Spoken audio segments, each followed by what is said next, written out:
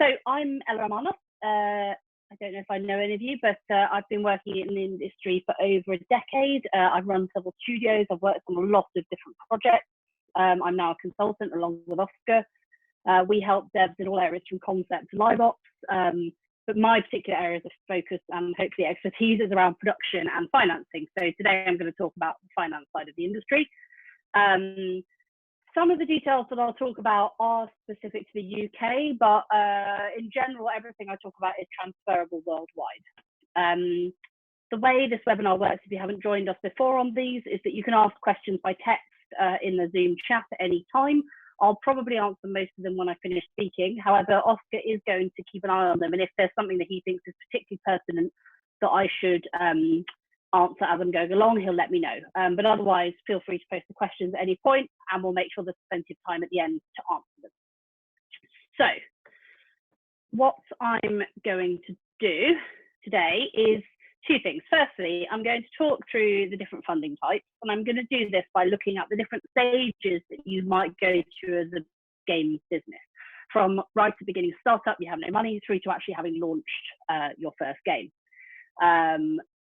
Obviously, all funds vary slightly, so I am applying general rules, but hopefully it will start to help you to build a picture of the type of funds that are out there and what they might be suitable for, because actually one of the problems now is there's a lot of people currently giving money. The challenge is knowing which ones are right for you. And then I'm going to talk about 5 top tips, which are based on things that we've learned. There are a lot of things that I get asked a lot by developers, or things that I think are important that you might want to consider as you're going through or considering starting your funding journey.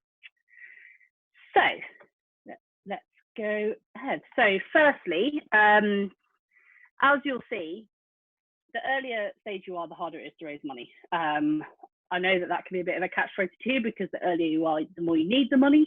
But from an investor point of view, you're higher risk, and therefore not everybody is able or willing to get involved at that stage. However, there are opportunities. So if you are a startup, you have no funding, you may also have no experience in industry, accelerators is often a good one to look at. So these are more than just money. They really do focus primarily on support. However, they do often also provide money, anything between £5,000 up to £100,000, usually as equity, so they want shares in your business for that. Their goal is usually to get you ready for investment.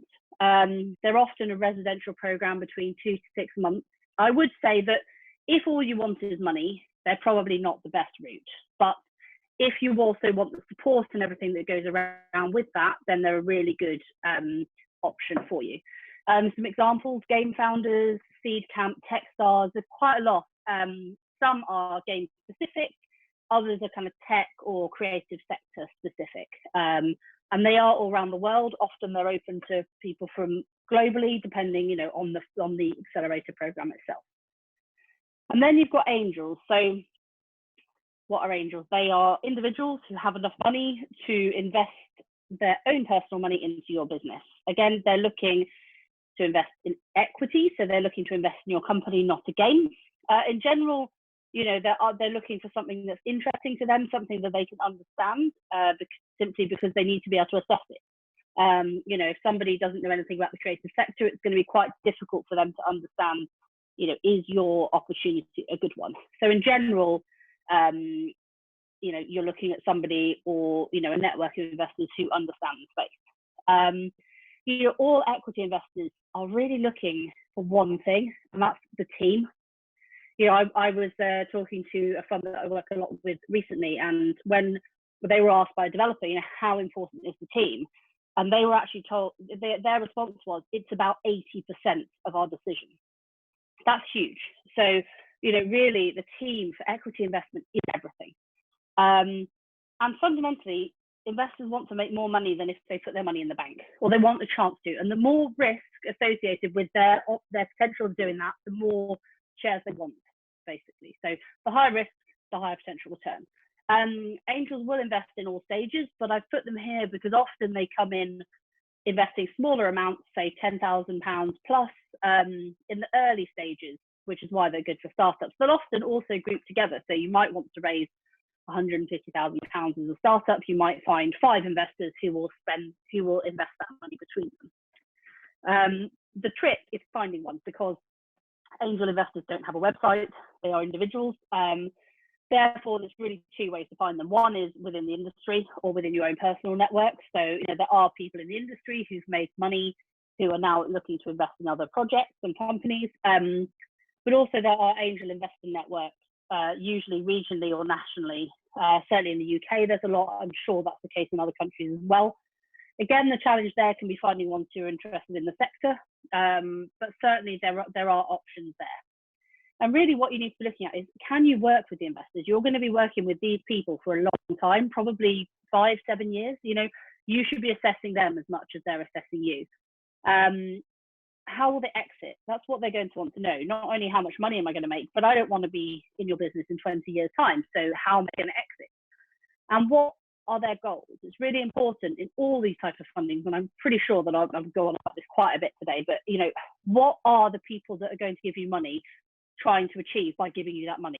Because the answer isn't making you happy. The answer is probably making money, but there might be other things as well. So they might be, if it's a public fund looking to grow the economy, an angel might be interested in learning about a new sector. Whatever it is, understanding their goals will make it much easier for you to pitch and more likely to receive investment. So work for hire. Obviously, this is quite a popular option. The idea is, you make some games, on contract basis and use that money to fund your own games.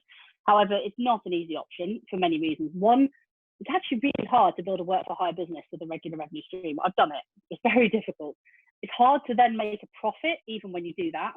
And it's hard to split your focus. If you've got clients who are understandably demanding and want your attention, being able to just go off and make your own games is quite difficult. And I would also say that, even if you manage to overcome all that, it's a really slow option.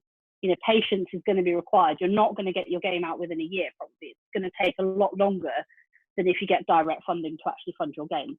But what it is particularly good for is people who don't want anyone else in their business and want to retain complete control, all the revenue, everything like that. And it's also a very good route, in my opinion, and this is what we did, for teams who want to build experience in making games. We did that. We came out as graduates, we did work for hire, and that built up our experience. And over time, but it took many, many years for me to get through that to the point of being able to actually do something else, and to make enough profit to be able to do something else.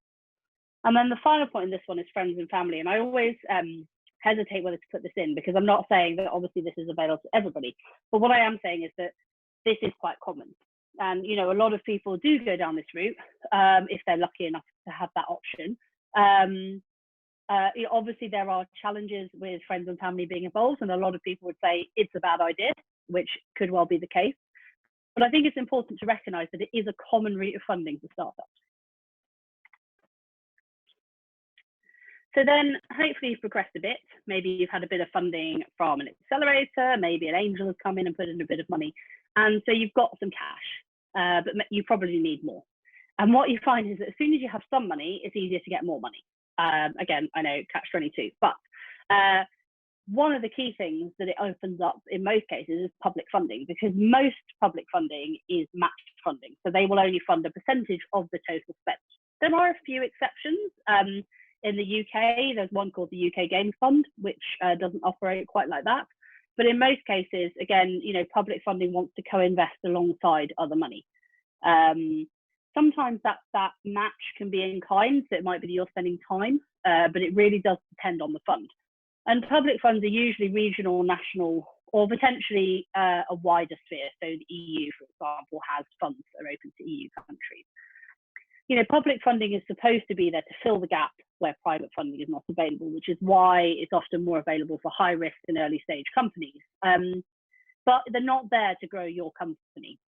They're there to grow the economy, and they're usually there to do that through job creation. So they're usually looking at how many people are you going to employ and how is that going to improve your industry and therefore the economy. In a lot of cases, they may even have other requirements outside of just that in terms of how you actually have to deliver. So for example, there's a fund in the UK called Innovate UK, which provides money for technical innovation. But one of the requirements is that you're going to make that technical innovation available to other companies in your industry. So the whole industry benefits and not just you. Each fund has very different goals. Again, understand what they're doing, particularly in public sector. They always have a lot of requirements, a lot of boxes to tick. They're there for a reason, and it's usually very specific. If they don't say it on their website, just ask them, what are you trying to achieve? What are your goals? What are your KPIs? And tailor your pitch accordingly. Usually in all funds, if you're submitting a pitch to someone, that person then has to go and pitch your pitch internally. And so if you can help them to answer the questions that they've got to answer, you're actually helping them and therefore helping your chances. And I would say, public funding can be incredibly admin heavy. Sometimes the point of, I would question whether it's actually worth it in some funds.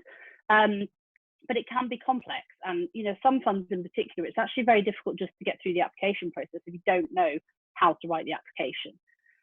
So be prepared for a lot of work and really weigh up whether it's worth it. And I would say, don't try to crowbar your project or your company to fit a fund. You won't get, it won't work. There's a lot of different options out there. Only apply to ones that you really think you can fit and you really think is worthwhile for your business. And and don't become reliant on public funds. They're there to fill a gap. They're not there to replace other types of funding. And I think the other thing to be aware of is that people controlling these sort of funds, these public funds, don't actually often know the industry, so don't assume any knowledge. And then you've got loans against tax credits. So this does again vary per country, but a lot of countries have tax credits.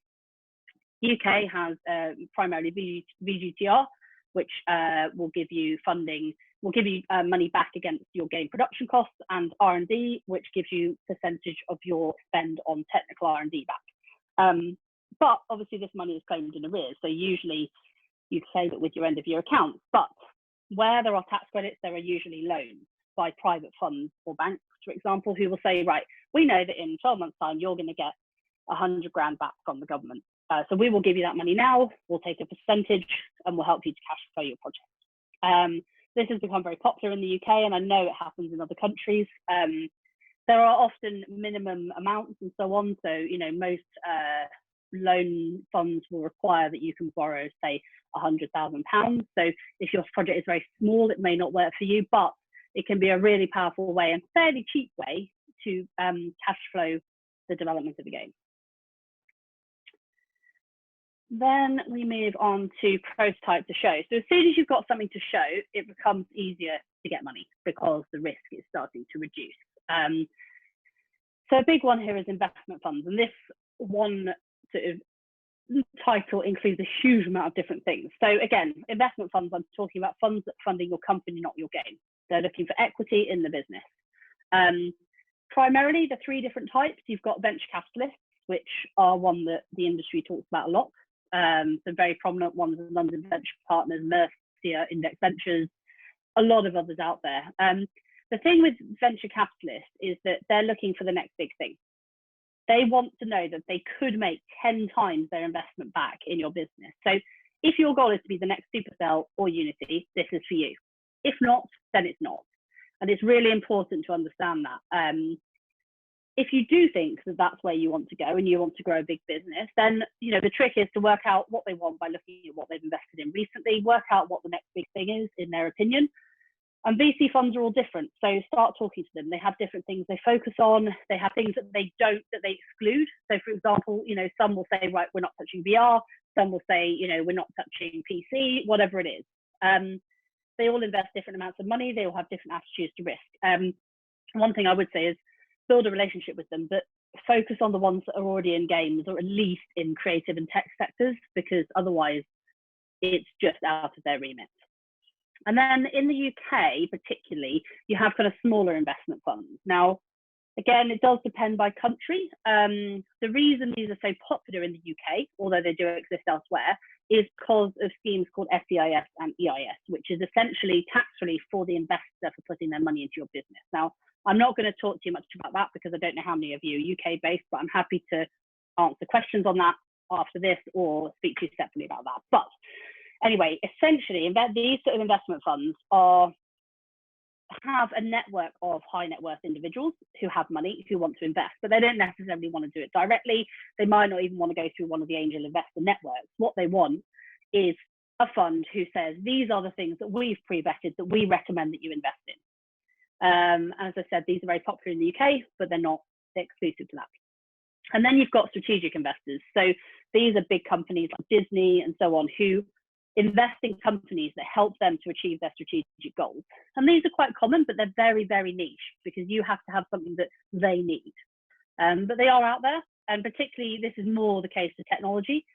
This is obviously where you see big companies hoovering up and acquiring lots of smaller companies who can help them do something. Unity has done a lot of this, Zynga, and so on. So then you move on to project financing. So this is funding the game, not the company. The most common type of project financer is a publisher. Although I would argue that because they are getting involved later and later in projects, it's a bit tenuous to even put them at the stage of prototype. I know that a lot of developers still think that a prototype is enough for a publisher to get on board. From what I've seen, that's very unusual. And usually they want you to be a bit further on now. But there are also other types of project financers, the Indie Fund in California, which I think a lot of people know about, and other funds like Altered Ventures, Vision Plus, and so on. These guys provide project funding. But in most cases, because they have to make money from one game, they're going to take a big percentage of the revenue of that game. Whereas an equity investor is in it for the long term. So if your first game fails, they can still make money from your second or third or fourth game. So whereas an equity investor might say take 10% in your business, a publisher might take 75% of the revenue of your game if they funded it. So they also will probably, in a lot of cases, want more input on the game itself than equity investors. And they usually want either an experienced team and or an incredible prototype. So it's a really good route if you don't want somebody in your business. But obviously it's really a personal choice of which is a preference. And my suggestion would be try both and see where you get with both of them. And then you've got crowdfunding. So I'm not going to talk too much about this, simply to say I've done two of them. One succeeded, one failed. It is by far the hardest route for funding of all of the types of funding I'm going to suggest. I hope the craze is over if developers realize this. It takes a lot of money to even set up the crowdfunding, which would in most cases be better spent in your game. Most campaigns fail. And the only time you even want to consider it is if you have something that really fits with like the specific audience on Kickstarter or a big IP or something. But in general, I would say my answer to most people who ask me this question is don't do it.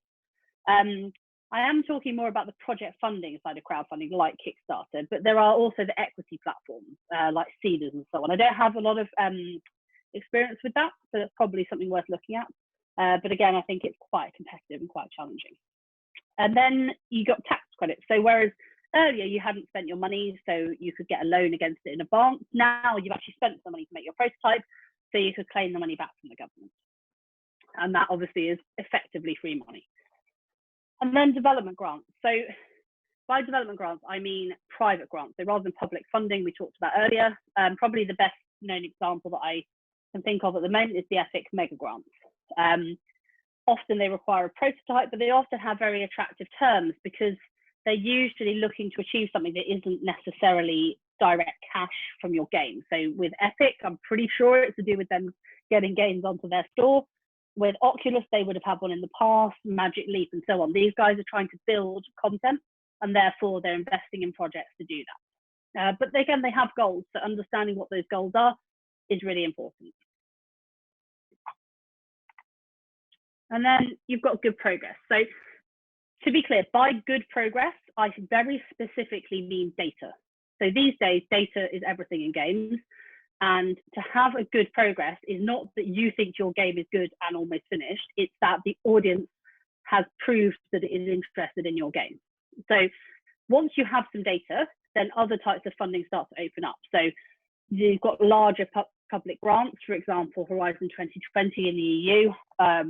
You might be able to access higher amounts of money from other grant funds. In my experience, the larger the grant fund, the more the paperwork, to the point where sometimes it's just insane. But, again, it can be a really good source of money.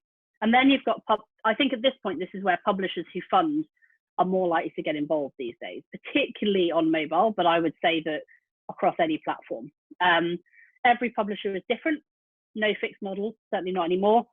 Some do still fund, but they usually want to see a lot of the game. Most publishers specialize, so they're focused on indie PC or free to play or premium or whatever it is. Know what the publisher is focused on. Look at their portfolio. Is the games in their portfolio, does it fit with yours? Because not only are they probably not going to sign it if it doesn't, but frankly, if they don't have the audience that you need, what value do they add anyway? Ask for details on marketing, distribution plans, what money they're going to put in, how they're going to spend it. It's a two-way relationship, and it really should be a partnership. And you need to make sure that you feel like you're getting value for money.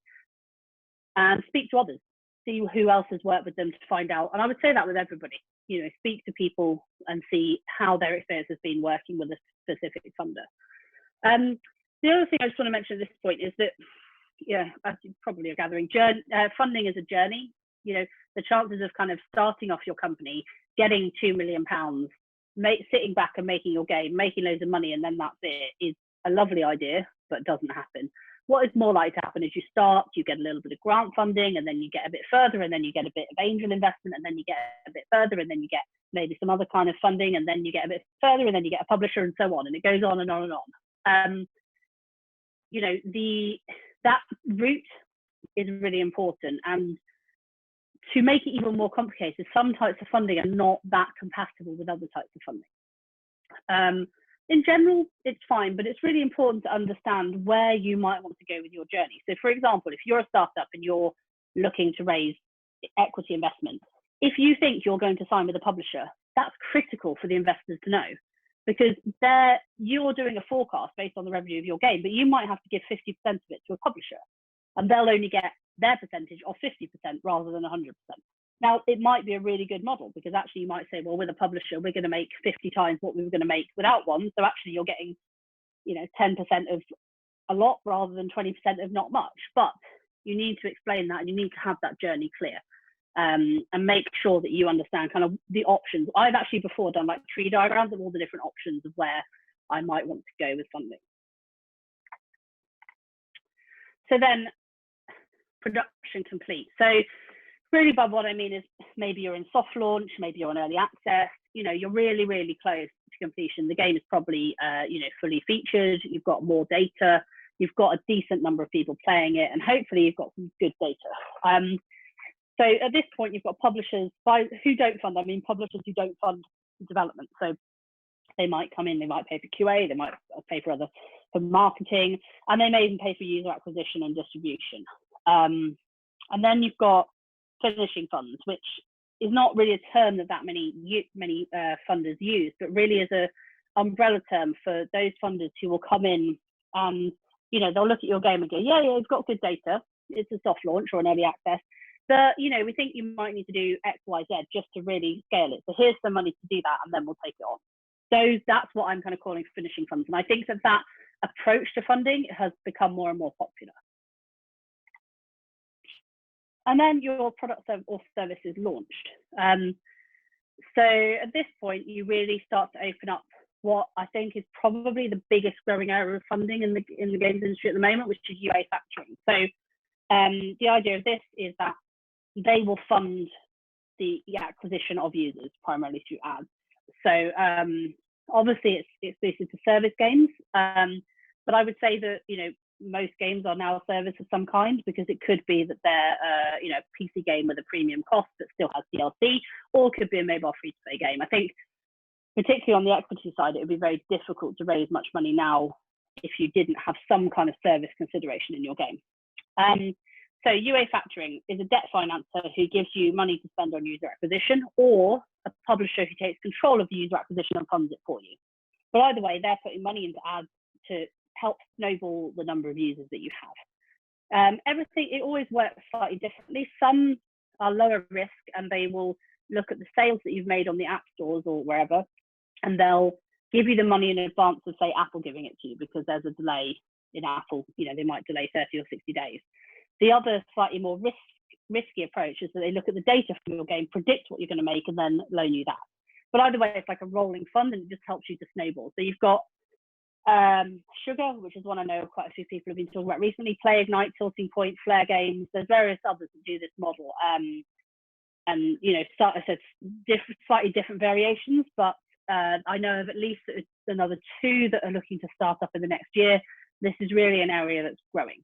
And it's quite cheap money because it's short-term loans. So if you want to scale, it's actually a really good way to do it. And then private equity. So I've put this here, although a little bit misleading, but essentially private equity is what you might hear about as Series A, Series B. It's when you've already grown, you already have an established business, and you need growth capital. So a company like Bossa in the UK will have taken private equity to grow and to really scale up. But this is when you're a bit further on. So I mean, just to summarize some of those things, you know, as you see, there's a lot of different options, a lot of different types of funding. And I'll give you a link later to a list that we have of actually funders within each of those types. But, you know, when you look at the detail, whilst there is a lot of funders out there, it isn't evenly spread, and they're all quite specific. So your team, your project, your company, the type of funding you want, where you are in the process, all of these things, if you can understand the different types of funders, you actually start to narrow down very quickly how many funders are suitable for you. And being able to narrow that down will save you a huge amount of time and really increase the chances that you're applying to the right people. You know, if you can get a prototype, it becomes easier. If you can get a data, it becomes even easier. But understanding the types of funds and primarily what their goals are is really the key to being successful in funding. So I'm going to talk to you some tips that we have. So this is a question I guess asked a lot, is how can I possibly know what I'm going to make from my game? The investors ask for a forecast. What the hell do I do? Yeah, but investors know that you can't predict how much money your game is going to make. We know it's a hit-driven industry and that you can't guarantee success. We know how fast the industry changes, and we know how difficult it is to get discovered. You could have the best game in the world, but you know, if nobody knows it's there, you won't make any money. So what financiers are actually asking when they're asking for a forecast is, why is this the game that we should take a risk on? What evidence can you show us that this game has market potential to be commercially successful? And so to answer that, I think we suggest that you turn it on its head, and rather than thinking, how much money am I going to make from my game, think about what could success look like if I do what I plan to do. And, you know, then the first logical step is, well, you know, how much money have other comparable games made? What are the biggest hits? What are the solid successes? What are the ones that wash their faces? And what you need to do is gather data. And I know that's difficult because, you know, gathering data, getting access to data in this industry is tough. But there are routes. There's always a way. Steam Spy on PC, App Annie on mobile. You know, looking at, you know, what some developers have released on a blog post. You know, console is hard, but, you know, you can probably look at what average, you know, find out what a game made on console compared to PC, and then, you know, extrapolate that from another PC game. There's lots of ways to do it, and it's all assumptions and it's all guesswork. And all you have to do is be clear about the assumptions you've made. Everybody knows that they're going to be assumptions, and that the only guarantee about what's in your forecast is that you won't make what's in it. But what they want to know is, how much could you make? So you've got a lot of assumptions. That's okay. You state them clearly, and then you look at, well, you've got this data. What do I do with it? So, you know, start analyzing it. It is harder for services, because if you've got things like microtransactions and so on, the forecasts get more complicated. I can vouch for that with Oscar's insane spreadsheets.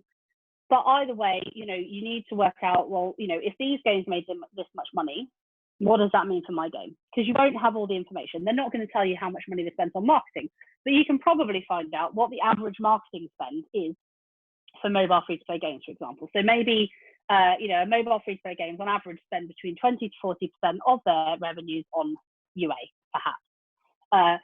And therefore, you know that the game that's comparable to yours made X per month.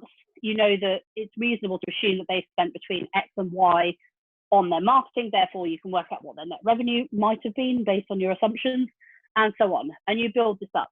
And then you look at, well, you know, if I remove the top 3 games, because, you know, obviously that would be, you know, it's unlikely that I'll be the best game in my, you know, I'll be number 1 on the App Store. Well, you know, then that will probably give me my moderate forecast. If I add them back in, well, that's my high forecast, because that's like me being the best in the market. And then, you know, maybe looking at, well, you know, okay, but what if I have to spend more than I thought on marketing? So I add a higher marketing percentage against those games. Well, that gives me my low forecast. All of these things show that it's not that the numbers are exactly correct, but it shows that you're analysing the market in a sensible way and that you understand how the market works. And not only that, but as you start to gather data from your game, you can replace the data from other games with your data and start to get a better forecast. So that it's the process really of making that forecast and the assumptions behind it and your justification for it that actually matter more than the numbers itself. So then we've got debt. So I like to talk about this because I think a lot of developers think debt is evil. They think it's a lesser type of funding. They think that, you know, it's not, it's something that you would only do if you were in to. However, it does have its equal place, I would say. And I think there are some specific advantages that are worth thinking about. One is it's a lot cheaper than other types of money. Yes, okay, you're going to have to pay a fee. And, you know, when I talk to, you know, developers about tax relief loans, you know, they often say, oh, you know, feels like I'm paying a lot. But actually, if you look at the amount of money you're going to give an equity investor or a publisher from your game, I can guarantee it's a lot more than you're going to give a debt provider. So it's cheaper, it's much quicker. Debt financing can be sorted within weeks. You know, equity financing can take anything from a few months up to a couple of years.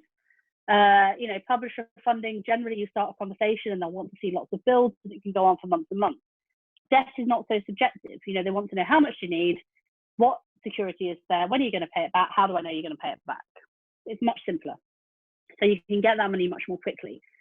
And really what it's good for is cash flow and growth acceleration. So, you know, as with the tax relief loans, you know, if you can get that, say you needed to raise £200,000 in equity, well, if you can get a loan against the tax relief, then that means you have to raise less equity and therefore you have to give away less of your business. You know, and the UA funding we talked about earlier, you know, helping you to scale your game, well, that's incredibly cheap money compared to the total amount of money that you would have to get if you wanted to fund your user acquisition through equity funding. So it often complements it, and it definitely is something that you should consider alongside the other types of funding. You know, I think getting in the idea that debt is a valid source of funding alongside others is really, really important. So the other thing I just wanted to talk about was types of investment funds, because, you know, we work with various investment funds and some of them charge fees. So, you know, if you are trying to raise a certain amount of money, they will say, well, you know, obviously, you know, this is the equity you're giving away, but also we're going to take a fee. But other funds don't. And often the question comes up, well, that's not fair. Why are they charging so much? That's a rip-off. But actually, they're different types of funds. And I think it's really important to understand this. The first type of fund raises loads of money and they put it in a pot. They then go out to the industry and say, hey, we've got some money. And then the industry pitches and they say, right, we're going to split this pot between this company, this company, this company. That's what people think of as investment funds. But actually, it's only one type. The other type is there, and the developer goes to them and they say, I need 200 grand. They say, okay, we'll go and get that for you. So rather than the money sitting in a pot, they will go and get the money for you for a specific company. And in that case, they charge fees for their time. The fees, there are still fees in the other one. They're just hidden, you know, they're just written into the whole process so you don't see them. But it's not about better or worse. There's not a right or wrong, but it is really important that you understand that there are two different types of funds, and you know, so that you can understand the costs involved. And, you know, ask, you know, if you meet a venture capitalist will pretty much always be the first option. They'll have a pot of money. But some of these smaller investment funds that I talked about often fall into the second type of fund. And then, you know, understanding what those types of fees are, you know, how the fund works, what they're actually doing is really, really important. And then I think I've probably gone on about data quite a bit already, but, you know, publishers, and I think generally a lot of financiers are investing in games later and later during the process. You know, but the reality is that because we now have data, it's much they feel much more confident once they can see that your players actually think the game is good. You know, it's not good enough anymore for you to think it's good. It's not even really good enough anymore if the investor or funder thinks it's good. What we want to know is, do your players think it's good? And there is no excuse not to know that now. So again, service games, it's easier because you have, you know, you can put data analytics in and so on. But the question really you should be looking at if you're starting out on any game project is how early can I gather data in my game? How can I adapt my production process so that I can get data, get the game to players and gather data as early as possible? Whether you're making a product and you have to go to EGX and show your game to get qualitative data, or whether that's that you are making a hyper casual game and you can get data within a few days from data analytics. Either way, your challenge is to get data that's meaningful as quickly as possible. The quicker you can do that, the more likely you are to get funding earlier. Because if you can prove that there's a demand for your game, it makes life a lot easier. Oscar has done a lot of talks recently about hyper casual and what we can learn from it. And I think he talks, about the fact that this is actually one of the biggest things. Fail fast, data-driven development is a really important thing that we can learn from it. So the question to you is, if data is now the key to investment and you want to raise investment, how can you gather data to convince funders as early as possible? And then final point, failure. So I think it's a very British thing to be scared of failure, but I do also think it's a games industry thing as well. Failure isn't bad. Failure is how you learn. And I think that how you deal with failure gives a lot of insight into your character. So particularly with equity investment, where they're investing in the company and primarily care about the team, owning failure and learning from it and demonstrating that how you deal with it is really important. So, if you deal with failure well, it shows how you address challenges, because there will be challenges, something will go wrong. And it makes investors feel a lot more comfortable if they know that you're the sort of person that won't be just give up and walk away or just, cry. They know that you will be determined, that you'll problem solve, that you'll learn from failures, that, hopefully you're unlikely to make the same mistake again. And all of that builds to the fact that it's the sort of person that somebody wants to invest their money in. So I would say be open about your failures, but, frame them within the lessons that you've learned from them. Obviously, if you made a failure yesterday, then it's probably worth, trying to learn the lessons from it first. But, don't try and hide them. People will find out anyway. And be open, learn from it, move on. So to wrap up really with my talk, and we'll move on to questions in a minute, there's a lot of things, that you can learn with regards to funding. Well, there's a lot of funders out there, but really it's about knowing what you want, knowing what the funder wants, and really kind of understanding your funding journey. And, just to wrap up in terms of what we do at Fundamental Games, we help with everything from access to funding to market analysis, mentoring, training, live ops, and so on. So if anybody wants to discuss anything like that, we're happy to, but I'm happy to answer any questions now.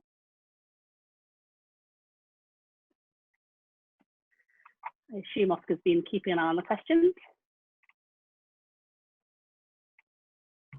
So I was just struggling to unmute myself there. So yes, we've got a few questions. So we've got Dave is asking about, he's got a couple of questions here.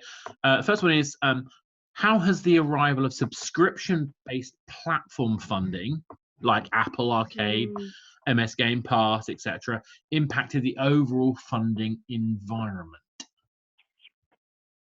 Good question. I mean, I think I haven't seen much of a change at all, but well, I think I've seen a little. I mean, so obviously, as those platforms were ramping up, we definitely saw some willingness on the part of some of those parties to start investing in content. But I think with the PlayStation PS Now offering and the PS Plus offering that they've had for a while, they've both been ongoing for some time, and so I think it's just being incorporated essentially into the ongoing revenue streams of the games rather than as part of the funding process. So it's in some ways an opportunity for a game to be able to say, look, my game will fit this criteria, therefore there is this funding opportunity down the line. But of course, until you actually get your game signed off by those people, there's no guarantee to that. Yeah, and I think... Sorry. No, I was about to say with Apple Arcade, I think the business model isn't established enough to be proven. And I think that particularly as mobile is so focused on service games, in particular in-app purchases, until it's proven more, I'm not sure that I'm not saying it's a bad thing, but I'm not sure it's enhanced it yet. I think it's a bit too early. I think that's fair. I think I'd also chuck in that I think that there's an interesting area that's happening in the hyper casual space. So not in the platforms that you're describing, but within the hyper casual publishers. They've started a program where for small teams who are able to rapidly iterate new designs, they now have a subscription based experience with those developers. So if you happen to be signed up by one of those publisher types, and like a Homer or a Joypack or someone like that, Voodoo, sometimes they will actually have an allowance that they will provide the developer, essentially like a work for hire style experience, but almost like a subscription offering. So it's a different way of funding. It's more like work for hire, but that is a shift in kind of the opportunities, if anything. Yeah, I would say, that certainly with the investors we work with, really it's about, again, presenting, the assumptions that are building your forecast. And if you can make a good case based on real market data that your game could make money via that platform funding model, the subscription model, then I think it's fine. Where there's less data with like Apple Arcade, I think it potentially is still a bit more challenging. Yeah, I think so. Dave has a second question. It's actually probably more for me, this one. How early is too early to get user data, and where are the big risks of getting out too early?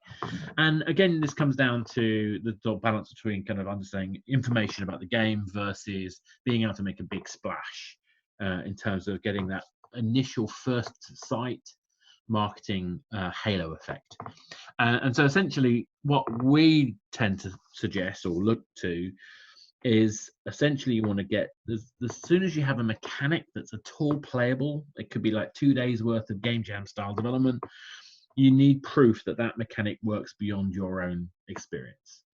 And so we're seeing that a lot of people are basically using that as a starting point. However, we're also seeing some teams are going even earlier than that, where they're creating effectively a video of gameplay, 30-second video gameplay, running that as an ad, and then getting people to go to a fake app store page where they sign up for the beta, the early release, whatever language you want to use. So you could argue that's as early as people are currently doing. Now, the reason for doing those things is to do with the different KPIs you're trying to measure. So if you're doing the video, it's because you want to measure the cost of install. If you're doing the gameplay, it's because you want to know the effectiveness and the likely retention levels. So all of these things can be done, but the risk is that what you're doing is you're spoiling your original launch, your primary launch, and therefore spoiling the halo effect that gets. So that can be handled by restricting the reach that you use for promotion. So for example, you might use an extremely tight Facebook targeting and design, or you might instead use even a different name for that game, so it's not related to the full release. So there are different strategies, but essentially we're finding that increasingly it's never too early to release the game. If you've got something that you can measure, that is a hypothesis, that is a test that you can get data on, it's worth thinking what's the most cost-effective way to do that. Hopefully that answers the question for Dave. The next question. There's another question about when to raise. So so when to do it, I would say in terms of when to do it, get as far along as possible without needing it, without raising it. So, the further you can get, not only will it open up more types of funding, but also you'll get a better deal on your money. So, the amount an investor is going to want when you're a startup is going to be a lot higher than later because the risk is higher. So the more you can reduce risk for investors or funders before you have to take the money, the better. In terms of how to balance it, it's tough. I mean, I don't know if it's just you, but if it is and you're trying to make the game and raise the money, it's really tough. But it's going to take a lot of time. And it isn't something that's just going to happen overnight. So I have been there and I know how difficult it is to balance all of it. But unfortunately, it is one of those things that you will need to, make time for in your process. So, if you think the game's going to take a year to make, you might want to add a bit more time to allow yourself time to actually try and raise the money. And I think the other thing I would say is, be realistic about the time that it takes to raise money, and try to make sure that you're raising it in plenty of time. So, if you need money in 30 days, then you probably should have been talking to people 3 months ago.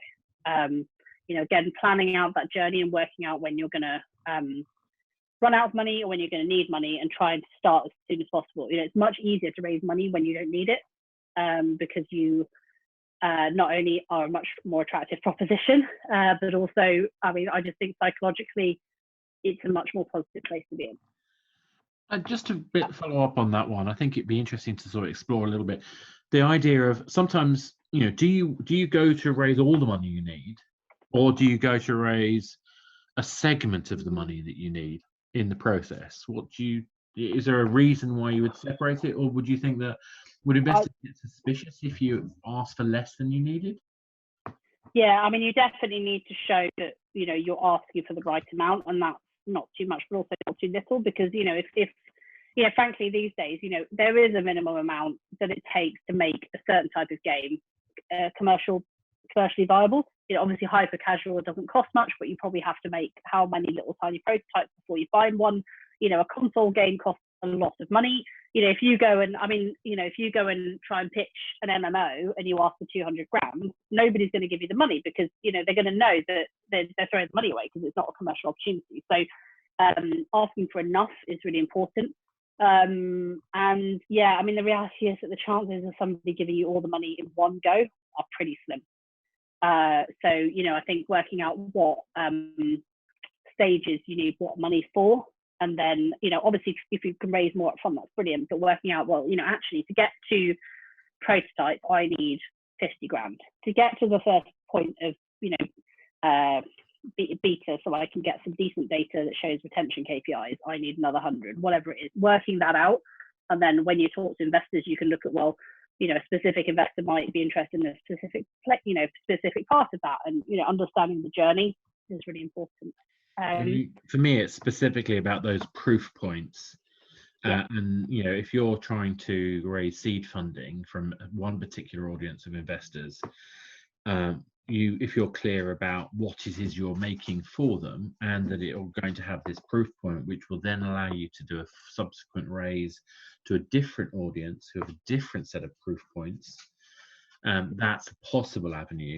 But typically, I think that subsequent funding has to come after you actually can show it's a viable business, and that's a different beast. Just had another question about being able to grow with self-funding only. Yeah, developers do. The main thing is getting to a point where you're revenue generating, and if you can afford to do that by self-funding, then absolutely. As I said, there are ways like work for hire, and so on that you can use to fund it. I think if you can do it, then do it. Why would you get money from other people if you don't need to? But it might just take a bit longer. In some cases it might not be possible, but yeah, there are plenty of game companies, I think, that manage it without raising money. Wouldn't you say, Oscar? Yeah, and I think really the emphasis is the phrase small for me. I think if you're going to be self-funding, unless you happen to be fabulously wealthy, I'm not. So what I think we found is that the smaller your idea from concept to launch, the more realistic this can be. So really finding a battle you can win is kind of the key to being able to be self-funding.